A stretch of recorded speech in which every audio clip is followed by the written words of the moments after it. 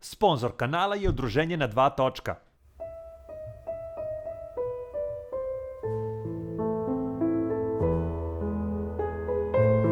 Kymco AK575 preuzima stil svog prethodnika koji spaja sa sportskim performansama na višem nivou.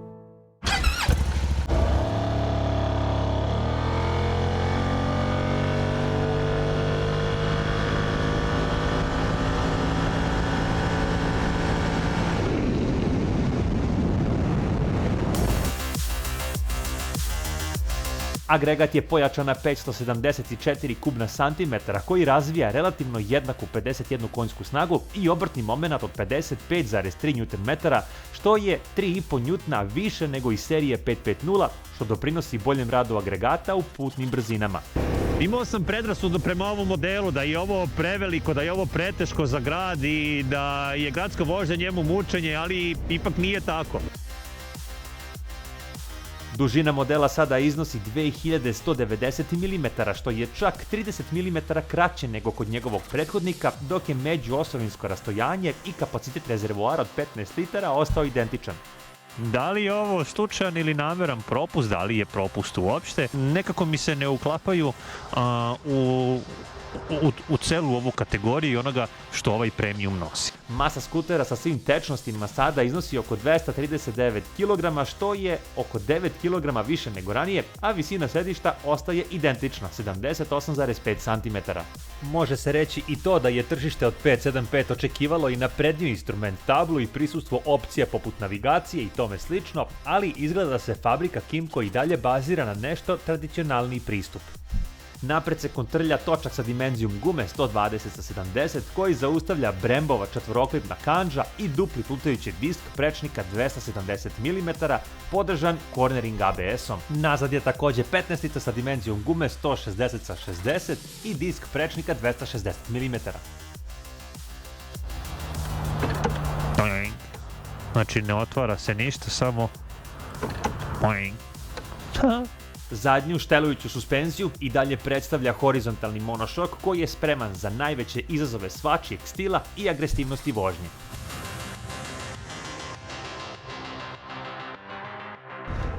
Imao sam prilike da vozim 550 pre tačno godinu dana, onako prilično na brzinu, i tada sam stvorio neki prvi utisak o tom modelu. U ovom videu više ću govoriti, na početku ovog videa, više ću govoriti o samom modelu kao što je ovaj, odnosno o njegovim karakteristikama, a malo kasnije, pre nego što izađemo na autoput, proverimo ubrzanje i neke druge komande i funkcije, pričat ću o nekim razlikama kako mog subjektivnog osjećaja, tako i ono koji je na papiru.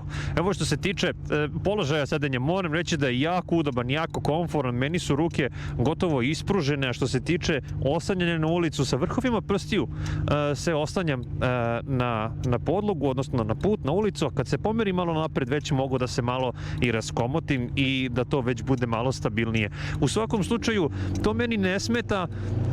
Sad, da li je to zbog same širine sedišta, sedište jeste široko, ili zbog njegove visine, to je nešto što ne mogu odmah da vam predstavim i ovako odmah da znam. U svakom slučaju, sedenje je jako komotno, noge su pružene napred, podupirač za leđa je divan i mislim da je ovo jedan turistički položaj kakav meni odgovara i mogao bih ovako da ga vozim satima. Druga stvar, jako specifična, a to je sam rad ovog agregata. On ima 51 konjsku snagu,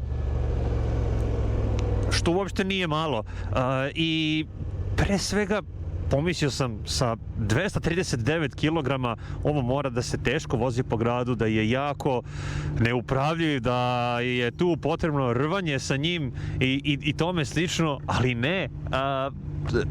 Možda neko će misliti da preterujem, ovaj motor, skuter, vozi se kao jedna 300-tka.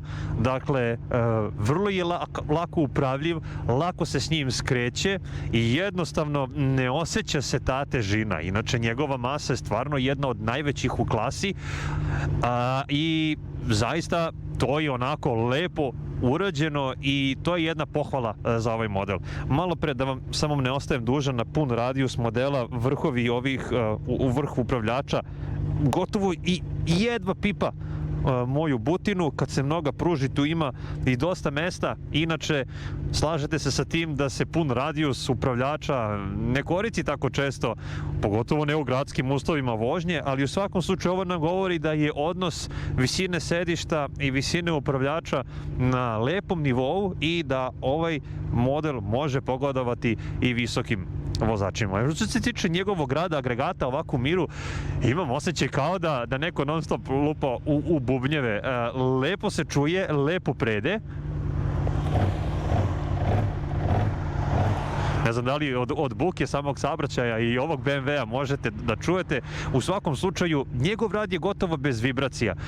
Jedino strujanje, ajde da kažem, udare u bubanj čujem na samom sedištu. Praktično, ja sedim na njegovom agregatu, on se nalazi tačno ispod vozača. A što se tiče nogostupa, ručica upravljača, lepo izbalansirano, lepo urađeno.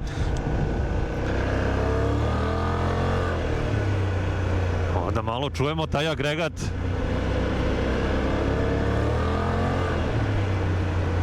Nećemo preterivati, u gradu smo, nema potrebe za brzom vožnjom i trenutno sam u kišnom režimu rada.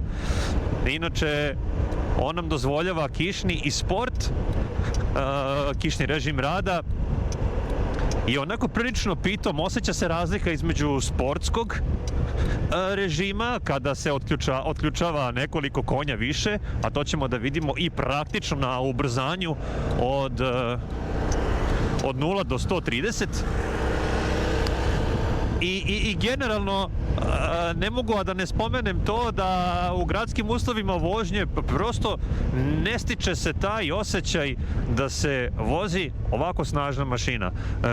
Hoću da kažem da na gasu nije agresivan, čak naprotiv, jedan je od modela kojima treba dati malo veći gas kako bi ste vi zapravo osetili njegovu snagu.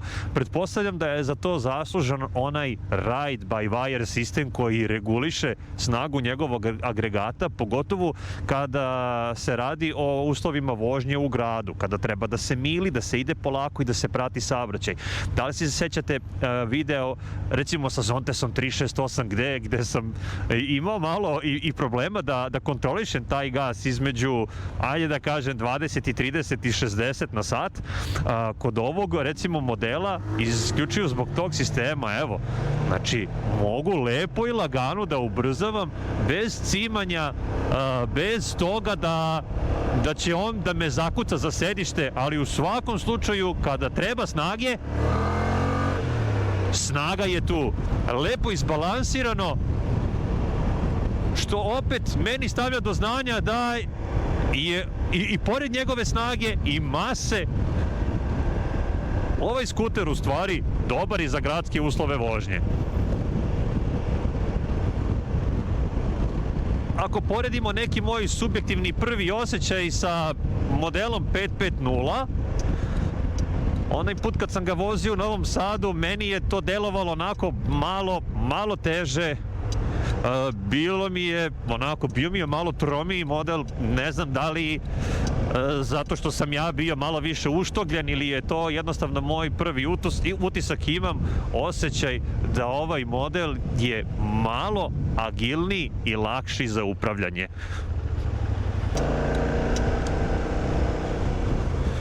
Evo, prelaskom preko ovih neravnina i preko neravnina preko kojih sam imao prilike da prolazim.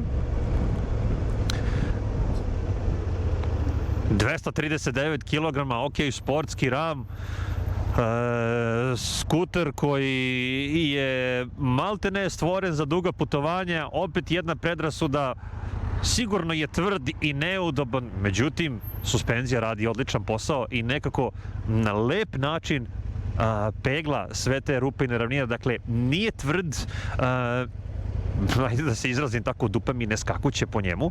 A što se tiče samog upravljača, ne znam da li možete da vidite, on ima amortizere i upravljač na dodatni način upija bilo kakve vibracije i stres koji se mogu preneti na ručicu.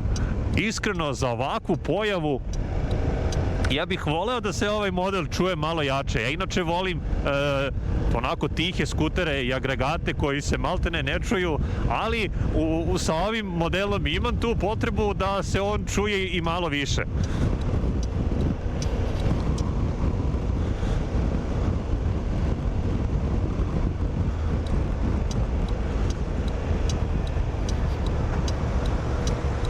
Ovako dok skrećemo, dok menjamo pravac,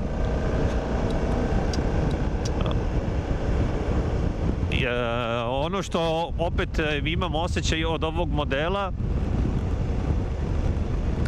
a to je da nekako lakše ga vratim nazad u uspravan položaj nego što sa njim skrenem. Opet možda malo čudno, jednostavno njegova masa, širina, njegove sportske gume svakako da dozvoljavaju veliki ugao naginjanja i obaranja.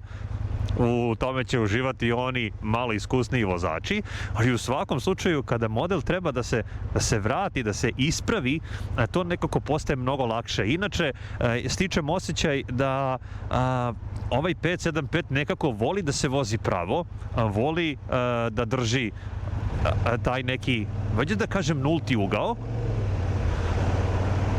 ali opet za sve one koji žele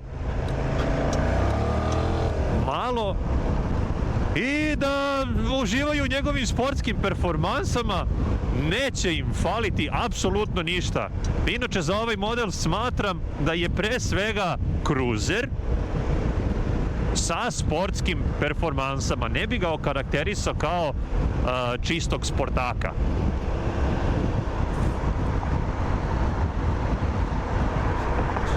Evo da, prelazimo i još te neravnine, lepo se ponaša, lepo to ispravlja i upija. Ne trnem i jednostavno ovaj podupirač za leđa tako me dobro drži na tom sedištu da je udobnost fantastična.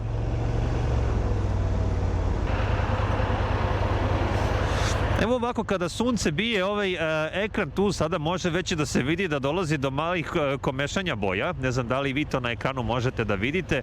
Boga mi, na direktnom suncu ti brojevi se nekako stapaju sa onim pozadinskim koji, jeli, ne svetle. Tako da u tim nekim slučajevima ovaj instrument tabla može biti malo nepregledna. Kad smo već kod preglednosti, evo vidjeli ste da mi nije bilo sve jedno da li ću da prođem ovaj autobus, odnosno njegov ćošak.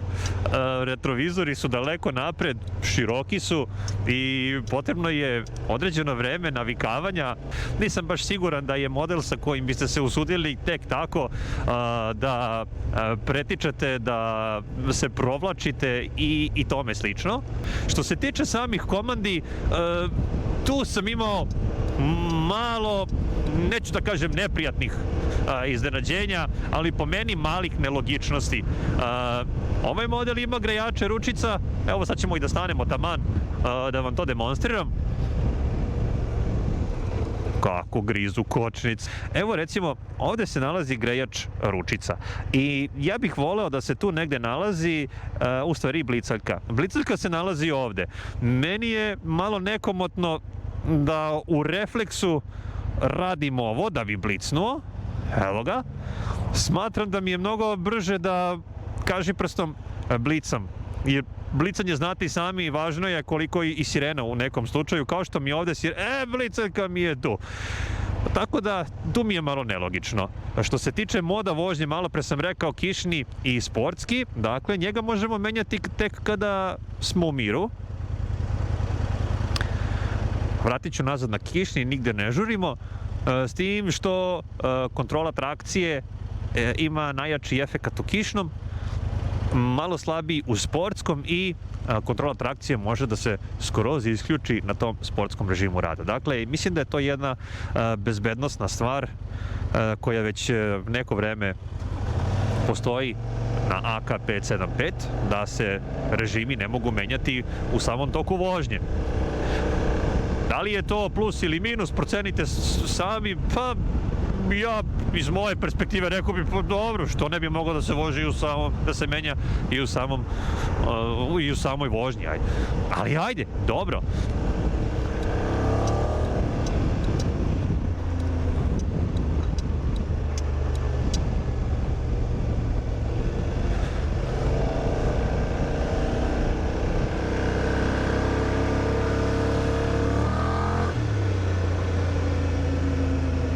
Lepo radi, zaista divno, nije bučan i glasan, a opet je nekako pesma i muzika za uši. Što se tiče sada vetra, napolju je, da kažem, hladnije, već je hladno. Evo, sredina novembra, napolju je trenutno možda nekih 10-12 stepeni. Što se tiče, eto, hladnog vazduha, da ne budem ja mnogo razmažen, i pored toga što je model kruzerica, osjeća se određeni udar vetra ovdje na potkolenici. I smatram da na nekoj nižoj temperaturi vožnja ovog modela može biti i mali izazov, jer možete vidjeti da se te potkosne podnice onako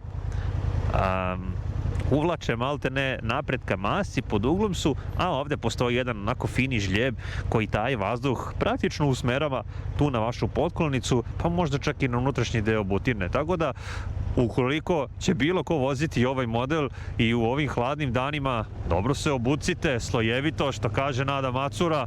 Sam vetrobran je tako dizajniran da taj vazduh bukvalno preusmerava vama ka kacigi, odnosno ka glavi, jer on napred nema onu malu zadršku da dodatno taj vazduh i prebaci. To je ono što se meni malo manje sviđa, jer pretpostavljam da bi u tom slučaju visoki vozači morali sebi da obezbede i deflektor, pogotovo ako će ići na neka duža putovanja po nekom malo hladnijem vazduhu.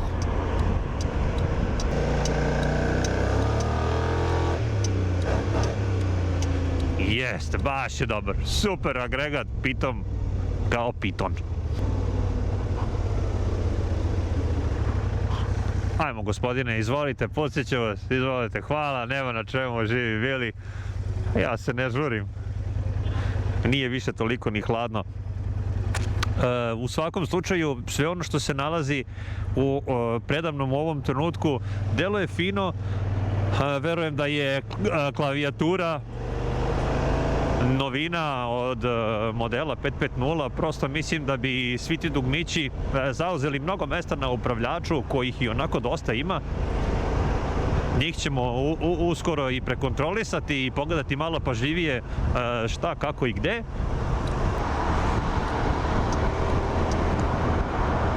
Ne znam da li možete da vidite od frejma GoPro kamere, pretpostavljam da instrument tabla treperi.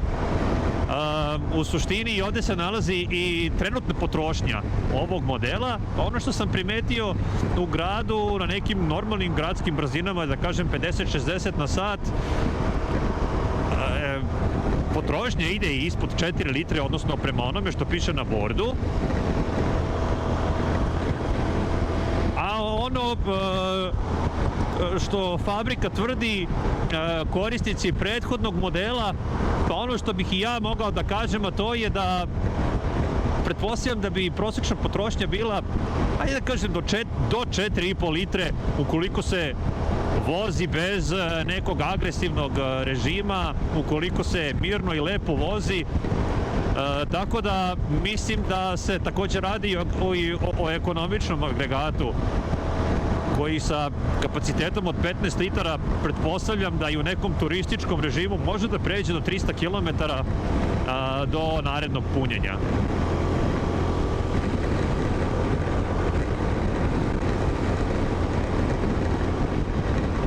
Evo nas tu na 5000 obrtaja, lepo se vrti, ne vibrira, dakle vibracija gotovo i nema, miran je, agregat nije bučan, a ono što sam primetio, a to je da veliki je raspon te brzine ajde da kažemo od početka tu 5000 obrtaja do nekih 6, dakle malte ne to je raspon od brzine od 95 do 130 km na čas, u stanju je da se vrti na 5000 obrtaja dok ne uđe u 6.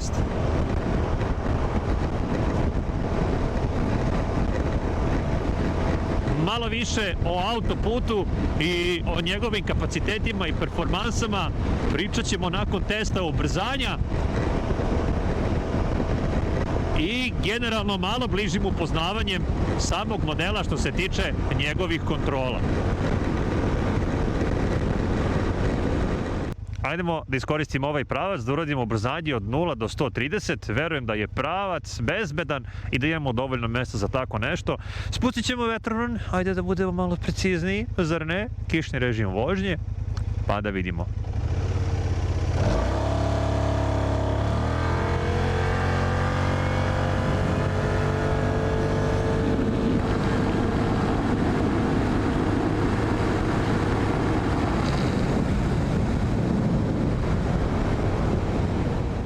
Ajmo sada da probamo isto to u sportskom modu. Može?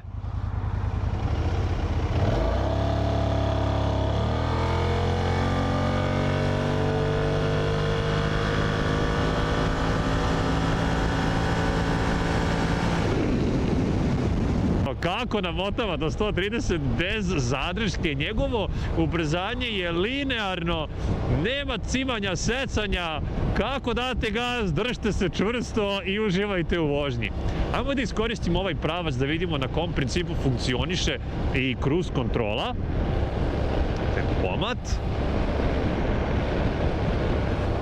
Evo, dakle na set, gore dole, on je trenutno zaključao brzinu na 69, dobro. Ako hoćemo da ubrzamo, možemo to da uradimo i na dugme. Evo ga, 80, 83, 85, sve je tu na dodir prsta i ruke. Što se tiče njegovog balansa, malte ne, pustio sam upravljač u ovim, ajde da kažem, kontrolisanim uslovima i relativno, ajde da kažem, nisam se izveštio u ovoj vožnji bez ruku, ovo nije pametan primjer nikome, ali njegov balans je sasvim dobar da ja mogu da se usudim da na ovoj brzini pustim upravljač. I pri kočenju gasi se tempomat i to je maltene to. Odlično. Ako pričamo o kočenju, ajmo i to da vidimo, ajmo da vratimo tempomat na onu poslednju brzinu na kojoj je bio. A to je 100. Uala, on poteže sam. Neverovatno.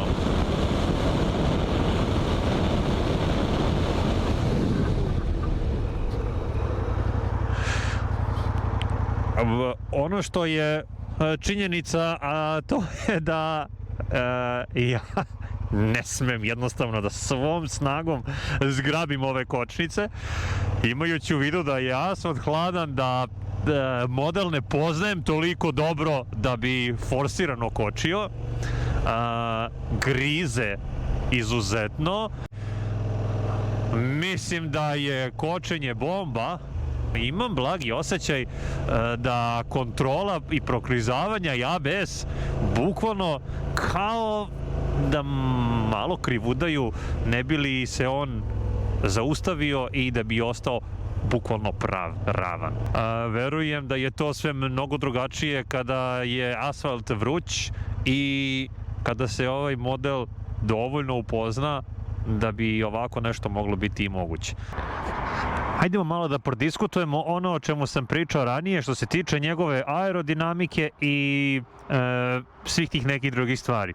Evo recimo, vidite kako je ovaj vetrobran urađen. Dakle, maltene jedna ravna linija i tu nema nikakav deo na vrhu ovog vetrobrana da taj vazduh šalje malo ka gore. Dakle, maltene skroz ravno i pretpostavljam da vetar ide ovako umjesto da bar malo napravi neku kusinu. Dakle, za visoke vozače mislim da bi bilo čak i potrebno staviti deflektor.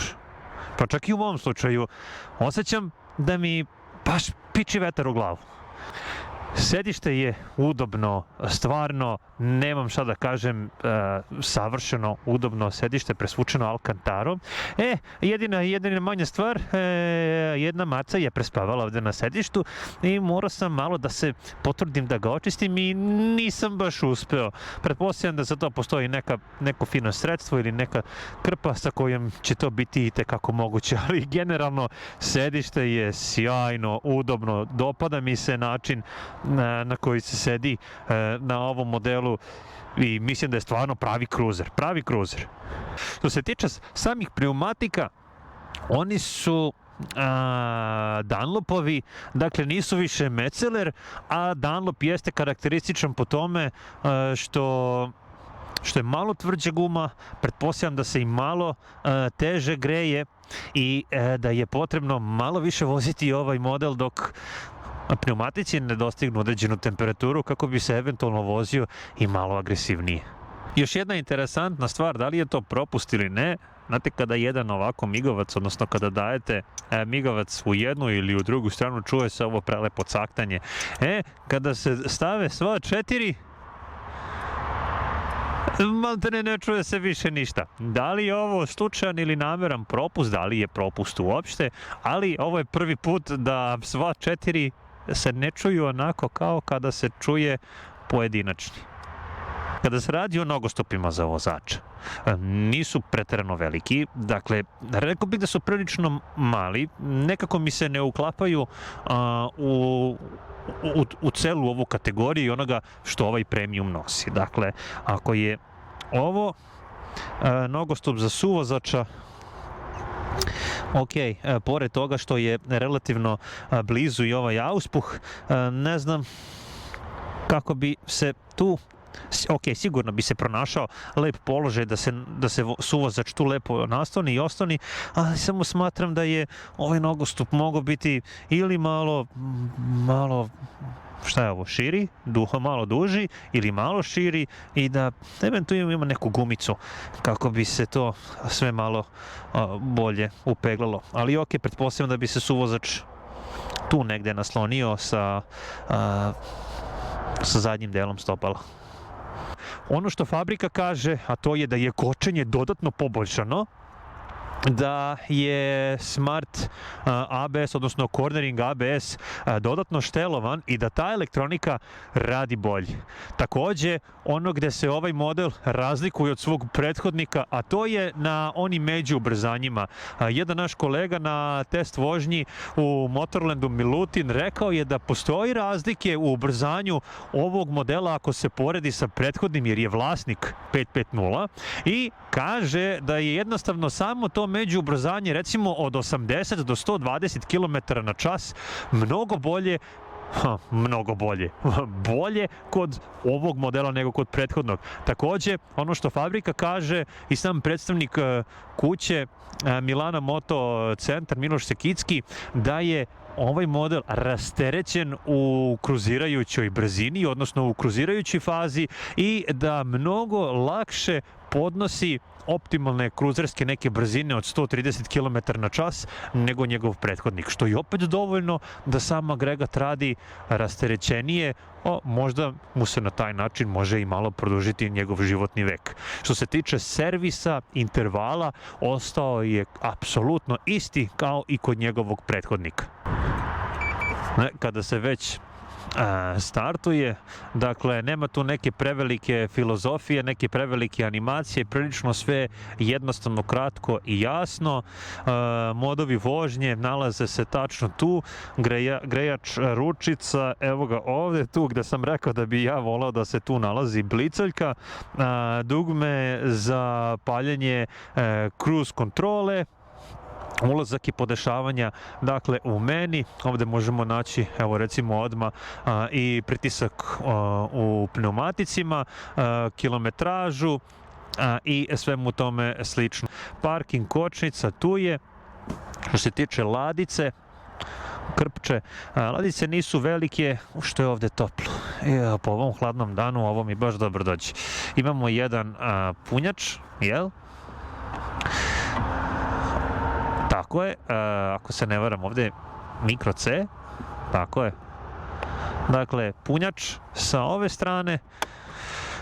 Ovde nemamo ništa, pretpostavljam da se tu nalazi skalamerija ili šta je već akumulator ili tome slično. Kada se radi o rezervoaru, on ne izleće, dakle samo tu malo cakne i opa, ajmo, vruće, tako. Super. Lepo metalno, čvrsto. Volim kad je čep metalni. Close. Možda za premium model ova plastika deluje onako malo već i suvkasto. Znači ne otvara se ništa, samo dobro. Što se tiče samog prostora ispod sedišta, zapla. Otvara se kao i kod njegovih konkurenata sa tim što je ovaj Gepek onako malo čak i veći od njegovih konkurenata. Ovde ima mesta za jednu full face kacigu, ovde imamo kako to izgleda skroz dole do podnožja. Ima mesta za jednu full face kacigu, odnosno i za jednu integralnu i ovde još nekog mesta za po neku stvarčicu. Tako da ima mnogo više mesta nego recimo jedan Kymco Exciting 400. Što je za pohvalu u stvari, ukoliko se ta dva modela porede. Inače, kada smo već kod Kymco Exciting 400, ono što sam primetio, ako već pričamo o toj seriji, a to je da i pored toga što je ovo, hajde da kažemo na neki način i flagship same fabrike Kymco, imam osjećaj da je Kymco Exciting 400 malo kvalitetnije spojen kada se radi o plastikama. Ne znam zašto imam takav osjećaj, jednostavno mislim da je Kymco Exciting 400 mnogo nekako čvršći, da su spojevi plastika mnogo bolji i kvalitetnije odrađeni nego u ovom slučaju. Daleko od toga da tu nešto ne valja ili da nije dobro. Jednostavno, Exciting 400 kao da ima malo manje ovako ovih suvih plastika i ovih nekih stvari koje možda donekle mogu i da odaju ovaj model. Jednostavno, sada malo više cenim Exciting 400 nakon inspekcije, nazovimo je, ovog Premium 575. Ajmo da vidimo kako se ponaša ova bebica na autoputu.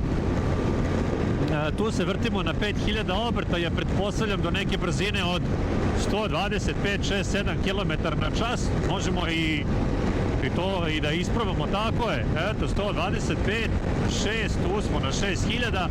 Trenutna potrošnja prema bordu je 5 litara. Evo, sad je tek ispod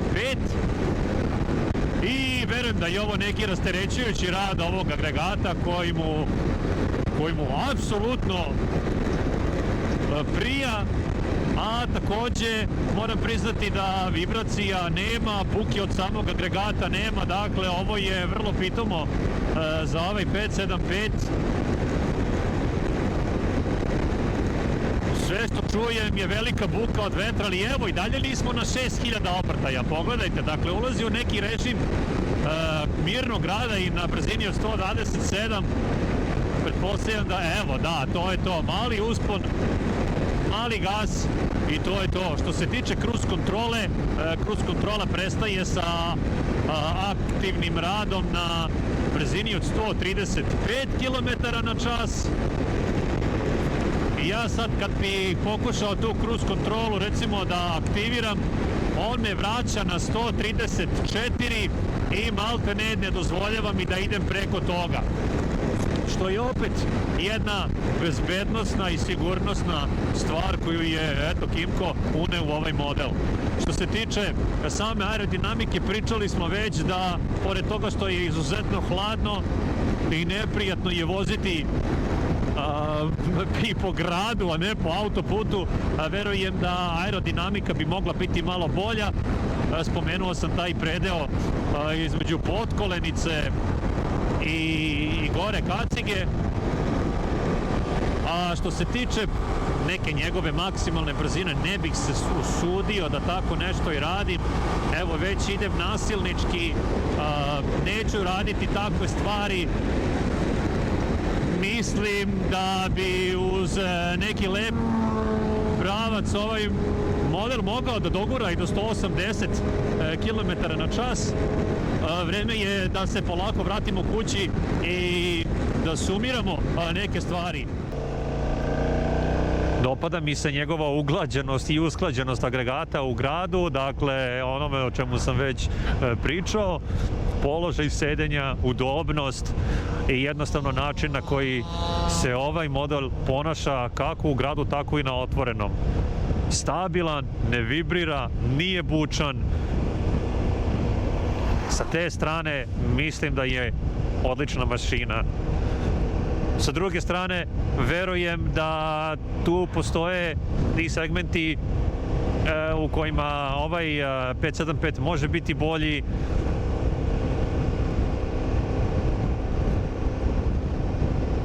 Volao bi na ovom 575 Premiumu da vidim i grejač sedišta pored grejača ručica, kako bi bio više kompetentniji T-Maxu, tek opremi Honda Forci 750.